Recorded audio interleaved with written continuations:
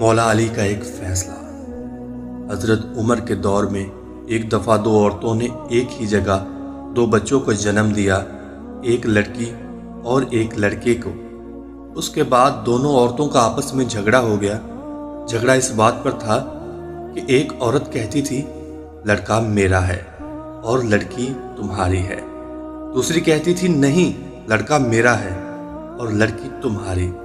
لوگوں نے جب ان کا جھگڑا دیکھا تو ان عورتوں کو حضرت عمر کے پاس لے گئے اور سارا قصہ بتایا اور کہا آپ ان میں ٹھیک فیصلہ کریں۔ حضرت عمر نے کہا حضرت علی کو بلا لیا جائے، وہی ان کا ٹھیک فیصلہ کر سکتے ہیں۔ جب حضرت علی علیہ السلام آئے تو لوگوں نے سارا فیصلہ مولا علی کو بتایا تو مولا علی نے فرمایا ان دونوں عورتوں کو ایک ایک چھوٹا برتن دو اور انہیں کہو پردے میں جا کر ان برتن میں اپنا دودھ لے کر آؤ۔ جب ان عورتوں نے دودھ لا کر دیا تو مولا علی نے فرمایا کہ ایک میزان لایا جائے۔ جب میزان لایا گیا تو مولا علی نے اس میزان پر دونوں عورتوں کا دودھ رکھ کر تولا تو ایک کا وزن کم تھا، دوسرے کا وزن زیادہ۔ مولا علی نے فرمایا کہ جس عورت کا وزن زیادہ ہے اس کا لڑکا ہے اور جس کے دودھ کا وزن کم ہے اس کی لڑکی ہے۔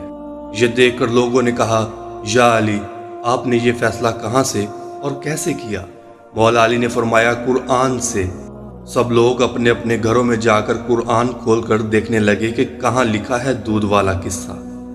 رات بھر قرآن سے ڈھونڈ ڈھونڈ کر جب کسی کو کچھ نہ ملا تو صبح سب لوگ مسجد میں جمع ہو گئے، اور جب مولا علی مسجد میں آئے تو لوگوں نے کہا یا علی آپ نے تو کہا تھا کل والا فیصلہ آپ نے قرآن سے کیا ہے، مگر ہم سب نے ساری رات قرآن سے ڈھونڈا مگر ہمیں کچھ نہیں ملا۔